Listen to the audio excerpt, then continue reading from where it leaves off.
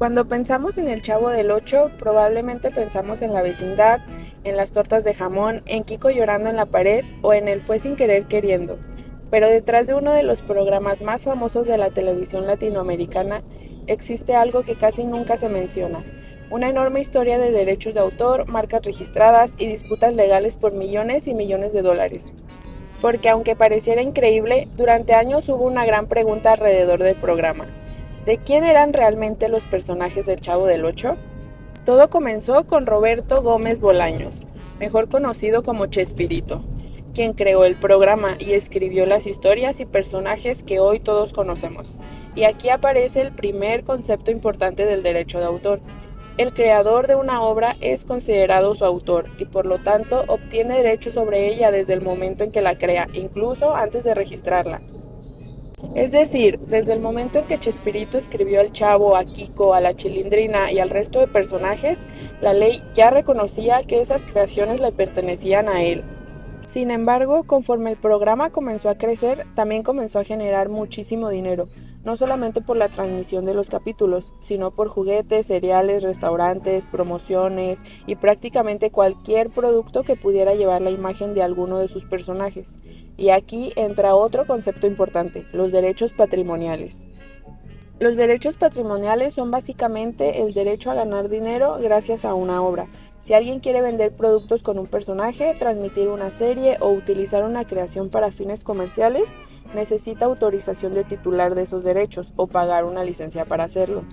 Por eso empresas como Bimbo, McDonald's, Kellogg's y Barcel pudieron utilizar la imagen del Chavo en sus productos. No era simplemente porque el personaje fuera famoso, sino porque existían acuerdos legales y licencias que autorizaban el uso de la marca y de los personajes a cambio de regalías económicas. De hecho, el caso del Chavo es muy interesante porque primero nació el programa y después nació la marca, lo que no se considera normal. Lo normal sería crear una marca y luego lanzar un producto relacionado a esta, pero aquí ocurrió exactamente lo contrario. El éxito del programa fue tan grande que terminó convirtiéndose en una marca con valor propio.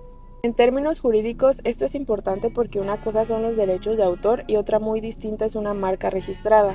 Los derechos de autor protegen la creación artística o intelectual, mientras que la marca protege aquello que identifica comercialmente un producto o servicio ante el público. Dicho de una forma sencilla, una cosa es ser el dueño del personaje y otra distinta es ser el dueño del nombre, del logotipo o de la explotación comercial asociada al personaje.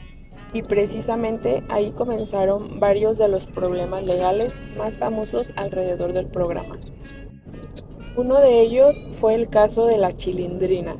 Durante años, María Antonieta de las Nieves interpretó al personaje y llegó a un punto en el que quiso seguir utilizándolo incluso fuera del programa original. La pregunta entonces era complicada. Si ella le dio vida al personaje durante décadas, ¿tenía derecho a seguir utilizándolo por su cuenta? La respuesta jurídica no era tan sencilla.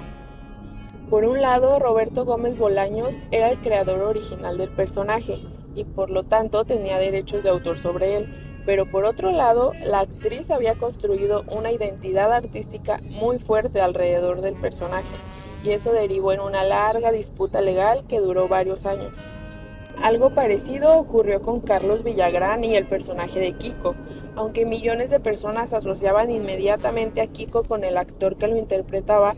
Jurídicamente, interpretar un personaje no necesariamente significa ser el dueño de ese personaje.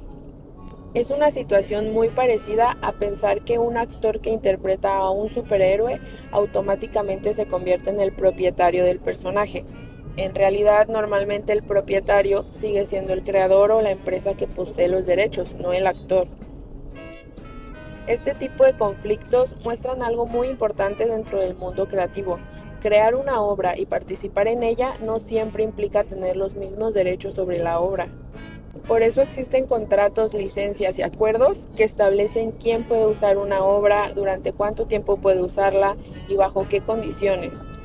En el caso del Chavo del Ocho, además de los derechos de autor de Chespirito, también existían acuerdos relacionados con la producción televisiva y con los derechos audiovisuales que pertenecían a Televisa, lo que hacía todavía más complejo determinar quién podía hacer qué cosa con los personajes y con las grabaciones originales.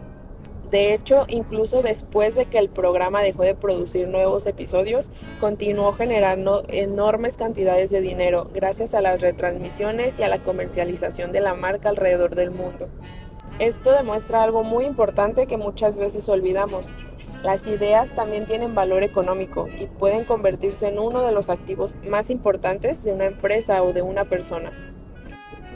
Y justamente por eso existen leyes como la Ley Federal del Derecho de Autor y la legislación en materia de propiedad industrial, porque buscan proteger el trabajo creativo y asegurar que quienes crean algo puedan decidir cómo se utiliza y quién obtiene beneficios económicos de eso. Para quienes trabajamos en áreas creativas como el diseño gráfico o comunicación, este caso deja una enseñanza bastante clara. Un logotipo, una ilustración, una mascota, un personaje o incluso una identidad visual pueden llegar a tener muchísimo valor incluso con el paso del tiempo. Y si no se protegen legalmente, alguien más podría utilizarlos, modificarlos o incluso obtener ganancias económicas a partir de ellos. Tal vez por eso la historia jurídica del Chavo del Ocho termina siendo casi tan interesante como las historias que ocurrían dentro de la vecindad. Porque detrás del barril, el llanto de la Chilindrina y las cachetadas de Doña Florinda existía también una batalla por la propiedad intelectual que continúa siendo uno de los casos más interesantes de la televisión latinoamericana.